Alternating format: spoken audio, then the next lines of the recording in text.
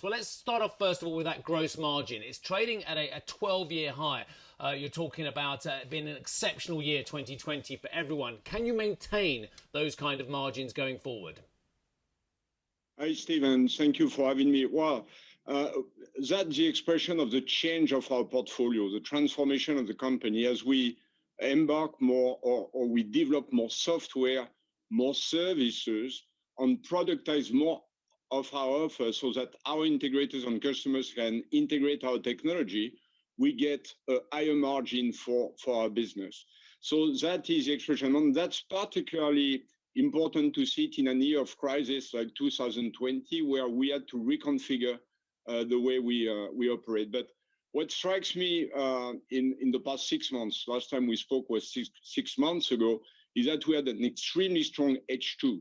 We grew in H2, our sales grew, our margin expanded, operating margin expanded by 140 bips. And when you look at the full year, our operating margin is growing by 20 bips. And I think the ultimate signature of quality of the exercise we just went through is our cash flow, which is at a record high at 3.7 billion euro.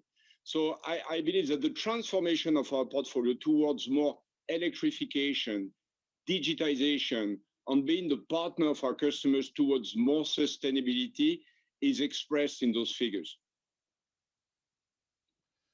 Very interesting that you mentioned that, the services side. And of course, Aveva was a large part of that. And it looks like it's going great guns. But on the other side of the coin, when I see softness, I see it in industrial automation, I see it in process automation, and I see it in areas such as North America, where I think you have an issue in Mexico, it seems, at the moment.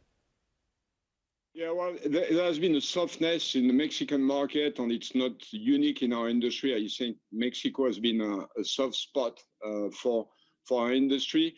But when you look at automation, half of what we do in automation is what is called continuous process, heavy industry. And a part of it has been affected by the COVID crisis. Speak about oil and gas, for instance. But mining also is another industry which has been affected. Now, those industries, as they look to the future, are really looking towards more digitization. We are engaging in different form of dialogue with them towards digitization on the evolution of their business towards more sustainability.